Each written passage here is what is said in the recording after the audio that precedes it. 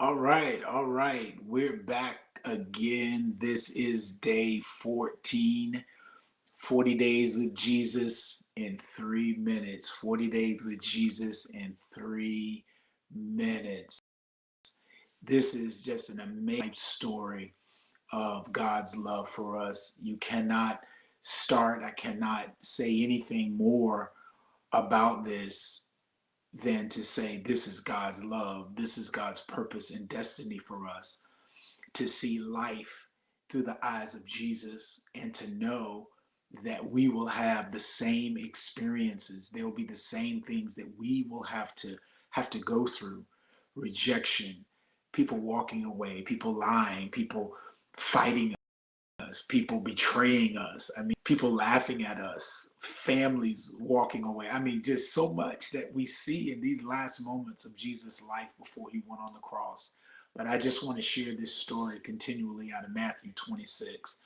I'm reading it out of the Message Bible because it really sounds like a story, and it really is, but it's true. And it says to us, the gang that had seized Jesus, led him before Caiaphas, the chief priest, where the religious scholars and the leaders assembled.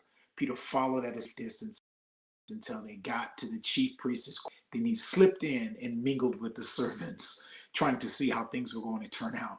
The high priest conspired with the Jewish council, trying to cook up charges against Jesus in order to sentence him to death, but couldn't come up with anything, looking for some type of false accusation. Finally, two men came forward, and Jesus said that he could tear down the temple of God, and after 3 days, he could build it.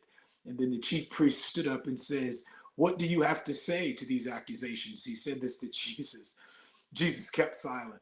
Then the chief priest said, "I command you by the authority of the living God to say if you are the Messiah, the Son of God." Jesus was very curt, and he says, "Yes." He says, "You yourself said it, and that's not all. Soon you will see it for yourself." Then the Son of Man, seated at the right hand of the Mighty One, arriving in the clouds. And the chief priest lost his temper, ripping his clothes. He yells, "Blasphemy, blasphemy. Why do we need witnesses to accuse him? You heard him blaspheme himself." And so it goes on to say, then they were spitting in his face. They were spitting in his face, knocking him around. They jeered him and slapped him, saying, "Prophesy," saying, "Who hit me?" It is amazing. Judas betrayed him. The mob came and arrested him. The disciples deserted him. Peter denied him. They come together weeks before. They were celebrating Hosanna, Hosanna. Now they're mocking him, questioning him as to who he is, attacking him, blindfolding him, spitting on him, slapping him, punching him in the face, pulling out his beard.